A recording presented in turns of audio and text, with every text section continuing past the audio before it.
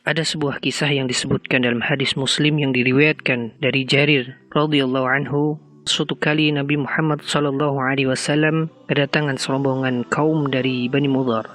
Kebanyakan mereka tak beralaskan kaki alias telanjang kaki dan berpakaian sangat compang-camping sembari menyandang pedang. Tampak dari wajah Rasulullah SAW yang menaruh belas kasihan karena kefakiran mereka. Kemudian usai salat Nabiullah Muhammad SAW berkhutbah, "Ya ayyuhalladzina amanu taqullaha wal tanzur nafsum ma qaddamat lighad wattaqullaha innallaha khabirum bima ta'malun." Wahai orang-orang yang beriman, bertakwalah kepada Allah. Hendaklah setiap diri memperhatikan apa yang telah diperbuat untuk hari esok, yaitu hari akhirat, dan bertakwalah kepada Allah Subhanahu wa taala. Seseorang telah bersedekah dengan dinarnya, bersedekah dengan dirhamnya, bersedekah pakaiannya. Lalu seorang dari Ansar datang membawa sebanyak genggaman tangannya, hampir-hampir telapak tangannya tidak mampu memegangnya. Kemudian berturut-turut orang bersedekah sampai aku melihat banyak makanan dan pakaian seperti dua bukit, dan kulihat wajah Rasulullah SAW bersinar seperti emas. Begitulah antusias para sahabat untuk menyiapkan bekal akhirat. Ibnu Katsir menafsirkan ayat tersebut, hitunglah amal dirimu sebelum amal kalian dihitung, dan lihatlah perbekalan amal soleh apa yang telah kamu siapkan untuk tempat kembalimu di akhirat, juga saat perjumpaanmu dengan Rabbmu. Ikhwati fiddin arsyadahimakumullah, kaum muslimin yang dirahmati oleh Allah Subhanahu wa taala, begitulah semestinya perilaku hamba yang menyadari bahwa dirinya berjalan menuju Allah untuk mempertanggungjawabkan perbuatan di dunia. Ia selalu memeriksa perbekalan, menambal yang kurang, menambah segala hal yang berfaedah. Inilah yang dibahas oleh Ibnul Qayyim dalam Madarijus Salikin dengan muhasabah. Suatu fase yang harus dilakukan para musafir ilallah, baik di awal perjalanan, bahkan sepanjang perjalanan. Ibnul Qayyim al-Jauziyah menjelaskan bahwa inti muhasabah ada dua.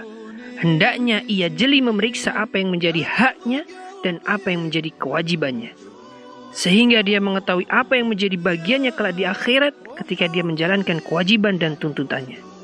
Maka tatkala seseorang menginginkan pahala, keridhaan, dan kenikmatan akhirat, ia harus memeriksa dan menyiapkan segala hal di dunia sebagai konsekuensinya.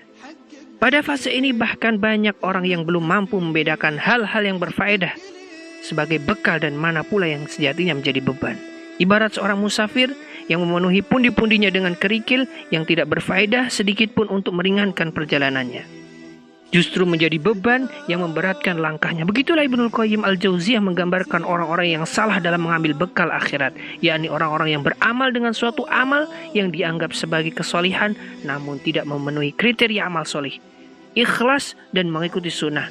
Keadaan mereka digambarkan oleh Allah Subhanahu wa taala dalam firman-Nya, katakanlah, apakah akan kami beritahukan kepadamu tentang orang-orang yang paling merugi perbuatannya, yaitu orang-orang yang telah sia-sia perbuatannya dalam kehidupan dunia ini, sedangkan mereka menyangka bahwa mereka berbuat baik-baik sebaik-baiknya. Surah Al-Kahfi ayat 104. Ikhwati fiddin arsyada rahimakumullah, kaum muslimin yang dirahmati oleh Allah Subhanahu wa taala, muhasabah akan membuat seseorang menyadari aib dan kekurangan jiwa. Dan barang siapa yang tidak mengetahui aib jiwanya, ia tidak dapat membersihkannya. Dan barang siapa yang tidak mengetahui kekurangan dirinya, niscaya ia tak akan mampu menutup dan menyempurnakannya. Tak ada waktu yang paling tepat untuk mengoreksi dan memperbaiki kecuali waktu sekarang, karena kita tidak tahu kapan datang ajal. Abu Musa radhiyallahu anhu mengatakan, hasib nafsaka fir rakha qabla hisabi syiddah. Bermuhasabalah pada dirimu dalam keadaan lapang sebelum hisab di saat yang susah. Tradisi inilah yang menjadi khas orang mukmin yang bertakwa kepada Allah Subhanahu wa taala dengan para pendosa. Imam Hasan Al-Basri rahimahullahu taala mengatakan, engkau tidak akan menjumpai seorang mukmin melainkan dia akan mengintrospeksi dirinya. Wahai jiwaku, apa yang hendak kau lakukan? Wahai jiwaku, apa yang hendak engkau makan? Apa yang hendak engkau minum? Sementara itu, seorang pendosa akan mengalir begitu saja tanpa mengintrospeksi diri. Beliau radhiyallahu anhu juga mengatakan, sesungguhnya seorang hamba tetap dalam keadaan baik selama masih ada penasihat dari jiwanya, dan muhasabah selalu menjadi perhatiannya. Ikhwati fiddin arsyada rahimakumullah, kaum muslimin yang dirahmati oleh Allah Subhanahu wa taala, sebentar lagi kita akan menjumpai bulan Ramadan. Kita akan kembali menjumpai tamu agung yaitu Ramadan. Bulan yang sangat istimewa dengan segala keutamaan, segala pahala. Bulan penuh rahmat, bulan penuh berkah, dan bulan penuh ampunan.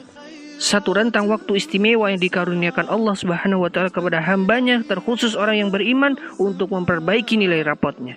Nilai kebaikan di bulan Ramadan ini dinaikkan berlipat ganda, sedangkan ampunan untuk kesalahan dibuka selebar-lebarnya. Ibarat tes tertulis, satu jawaban yang benar untuk satu nomor dinilai berlipat kali dari biasanya. Satu kebaikan kecil di bulan Ramadan akan menambah berat timbangan amal kebaikan kita secara signifikan. Sedangkan untuk kesalahan yang telah dilakukan, dibukakan pintu ampunan seluas-luasnya oleh Allah Subhanahu wa Ta'ala.